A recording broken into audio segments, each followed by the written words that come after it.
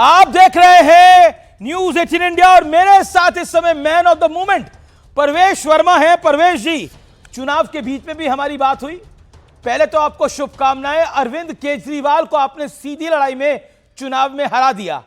यकीन तो आपको था, कॉन्फिडेंस तो आपको था, लेकिन ऐसा नहीं लग रहा था कि अरविंद केजरीवाल चुनाव अपना हार सकते हैं। लेकिन नई दिल्ली में अरविंद केजरीवाल क्यों हारे हैं और आप क्यों जीते हैं, इसके दो कारण।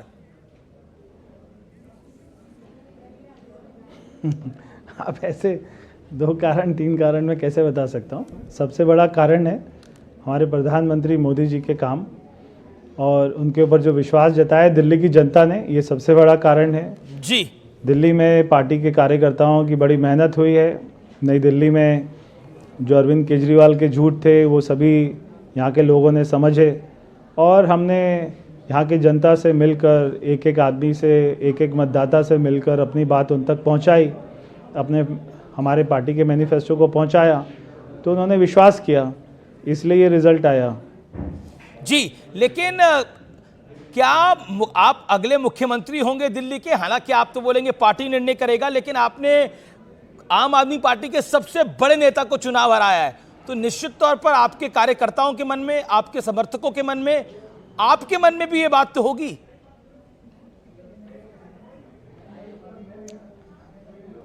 देखिए, जो पार्टी के जितने एमएलए जीते हैं सभी के कार्यकर्ताओं के मन में ये होता है कि उन्हीं का विधायक सीएम बने। तो कार्यकर्ता के मन में क्या है वो अलग बात है, मगर मैंने कभी कोई ऐसा केस नहीं होता है कि आदमी अपने बारे में यहाँ पे हमारी पार्टी नहीं, तो मैं आपका सीवी देख रहा हूं। आप 2 बारी के सांसद हैं, 1 बारी के विधायक हैं, आपका सीवी मजबूत है इस लिहाज से।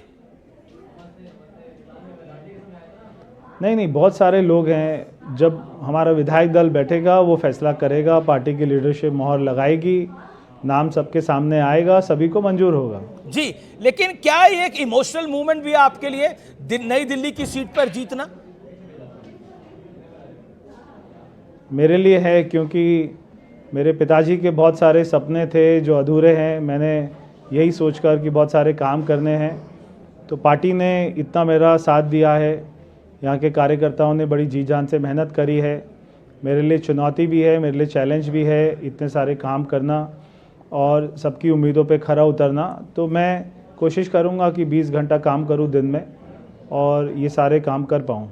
जी, लेकिन आपकी जीत का अगर मैं एक कारण पूछूं तो आपकी राय में वो कारण क्या होगा, और अरविंद केजरीवाल की हार का एक बड़ा कारण आपको क्या दिखाई देता है? आपकी जीत का एक कारण और अरविंद केजरीवाल जी के झूठ हमारी जीत का एक कारण है। प्रधानमंत्री नरेंद्र मोदी जी के देश में सारी योजनाएं, उनका विश्वास, जो सारी जनता का विश्वास है उन पर, वो सबसे बड़ा कारण है जीत का। और अरविंद केजरीवाल जी की हार का सबसे बड़ा कारण है उनके झूठ, बार बार रोज सुबह शाम झूठ बोलना, ये उनका हार का सबसे बड़ा कारण है।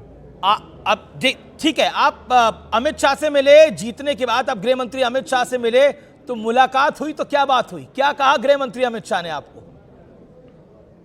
परवेश भाई, देखिए, मैं तो हमारे जो जितने भी पार्टी की लीडरशिप है सभी से मिलकर मैं उनका धन्यवाद करने गया था और मैंने उनका धन्यवाद किया और ऐसी कोई चर्चा नहीं हुई। मैंने केवल धन्यवाद किया। मैं ये नहीं पूछ रहा आपकी चर्चा नहीं हुई, लेकिन अरविंद केजरीवाल को हराने के बाद उनका पहला वर्ड क्या था आपको? What is said to you?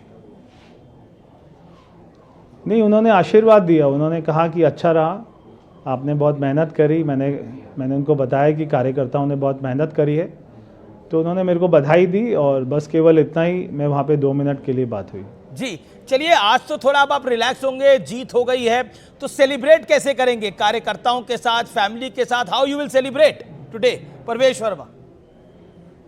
कार्यकर्ताओं के साथ अभी आपके साथ कर रहा हूँ चैनल पे, और अभी आपके दर्शकों के साथ कर रहा हूँ, और अभी अपने कार्यकर्ताओं के साथ करूंगा जिन्होंने मेहनत करी है। तो कौन सी मिठाई पसंद है आपको खानी? आज तो मेरा व्रत है, एकादशी का व्रत है आज। एकादशी का व्रत है आज आपका, तो व्रत का फल मिल गया है आपको, व्रत का फल भी मिल गया है। लेकिन ऑन अ लाइटर नोट, मैं हमेशा एकादशी का व्रत रखता हूँ। जी जी बिल्कुल। ऑन अ लाइटर नोट, क्या आपको लगता है कि जो आरोप आप पे लगाए गए, इतने सारे आरोप लगाए गए, आम आदमी पार्टी के एक पूरा विंग आप पर अटैक कर रहा था, बहुत सनसनीखेज आरोप लगाए, ये हो रहा है वो हो रहा है, उन सबको भी जवाब मिला है? आज आप क्या कहना चाहते हैं उन सब आरोपों पर, उन सब बातों पर? अमीश भाई, छोड़ो कल की बातें, कल की बात पुरानी, नए दौर में लिखेंगे मिलकर नई कहानी। मैं केवल इतना ही कहना चाहता हूँ। जी, छोड़ो कल की बातें। और जो जेल गए थे आम आदमी पार्टी के नेता, जो आम आदमी पार्टी के नेता जेल गए थे, वो तीनों नेता चुनाव हारे हैं। अरविंद केजरीवाल, मनीष सिसोदिया, सत्येंद्र जैन। ये क्या मैसेज है? ये मैसेज है कि दिल्ली में करप्शन नहीं चल सकती, दिल्ली में झूठ नहीं चल सकता, दिल्ली में मकारी भ्रष्टाचार नहीं चल सकता। दिल्ली में केवल अच्छी सरकार चलानी है, नियत से चलानी है, ईमानदारी से चलानी है, तो ही दिल्ली वासी आपको हमेशा आपका साथ देंगे। बार बार झूठ नहीं चल सकता, एक बार दो बार चलता है, बार बार नहीं चलता है। जी ठीक है, धन्यवाद अमीश भाई। जी, दिल्ली में चल रहा बीजेपी का वनवास आखिरकार खत्म हो गया और बीजेपी की शानदार जीत हुई। इस जीत में उत्तर प्रदेश के मुख्यमंत्री योगी आदित्यनाथ का भी बड़ा योगदान रहा। योगी का जादू दिल्ली में खूब चला। सीएम योगी आदित्यनाथ ने दिल्ली चुनाव का मोर्चा संभालते हुए 6 जनसभाओं को संबोधित किया और दिल्ली में रहने वाले पूर्वांचल के वोटर्स को बीजेपी के पक्ष में करने में कामयाब हो गए। देखिए।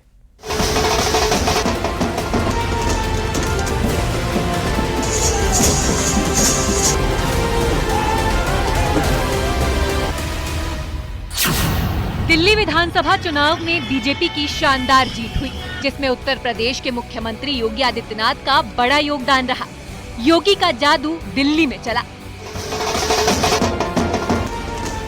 जहां उत्तर प्रदेश के मुख्यमंत्री योगी आदित्यनाथ के दिल्ली चुनाव का मोर्चा संभालने से पहले ही उनके खास चुनावी स्लोगन बटेंगे तो कटेंगे दिल्ली में पहले से ही सुर्खियां बटोरे हुआ था।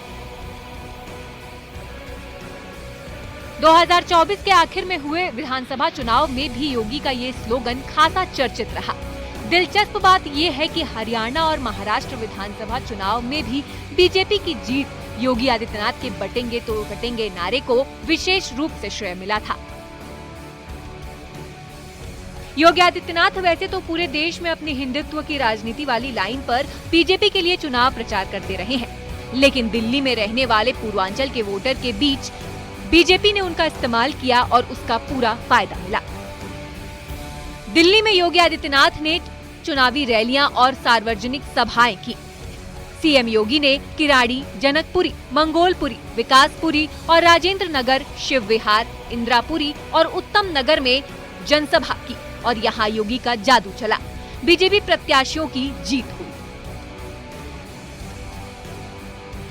सीएम योगी अपनी जनसभाओं में कहते रहे हैं कि डबल इंजन की सरकार से विकास कार्य होता है। नए भारत में सभी योजनाओं का लाभ बिना किसी भेदभाव के सभी को मिल रहा है। दूसरी ओर दिल्ली के अंदर यहाँ राज्य सरकार 11 वर्षों से है और वह अराजकता का पर्याय बनकर रह गई है। देश में ये पहला राज्य सरकार और पार्टी है जिसके ऊपर भ्रष्टाचार का मुकदमा दर्ज है। आप मुझे बताइए कितना बड़ा आयोजन उत्तर प्रदेश के प्रयागराज जनपद में हो रहा है और सफलतम आयोजन इसलिए हो पा रहा है क्योंकि उत्तर प्रदेश में भी भाजपा की सरकार और केंद्र में भी मोदी जी के नेतृत्व में भारतीय जनता पार्टी की सरकार, ये डबल इंजन की सरकार जब मिलती है तो कोई भी कार्यक्रम पूरी भव्यता के साथ, पूरी दिव्यता के साथ आगे बढ़ता है और प्रयागराज में वही दर्शन हम सबको हो रहा है। योगी ने यमुना में प्रदूषण के मुद्दे को भी बड़े स्तर पर उठाया। दिल्ली में आम आदमी पार्टी के अध्यक्ष से अरविंद केजरीवाल जी से मैं पूछना चाहता हूं, क्या यमुना जी में वह भी अपने मंत्रियों के साथ जाकर के स्नान कर सकते हैं क्या?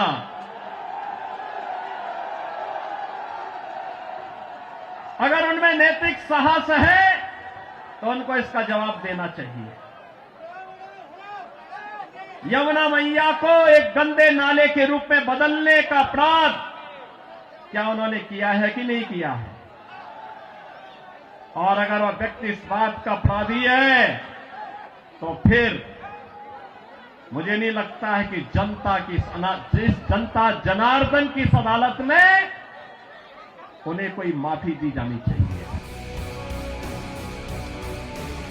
योगी अपने भाषणों में कहते रहे हैं कि केंद्र की तरह दिल्ली में भी बीजेपी की सरकार बनेगी तो पीने का साफ पानी के साथ स्वास्थ्य और युवाओं को अच्छी शिक्षा के साथ उन्हें रोजगार भी देगी। कुल मिलाकर देखा जाए तो दिल्ली चुनाव में बीजेपी की जीत में सीएम योगी का यूपी में आने वाले मतदाताओं पर जादू चला और 27 साल से दिल्ली में चल रहा वनवास खत्म हुआ। Bureau report, news 18।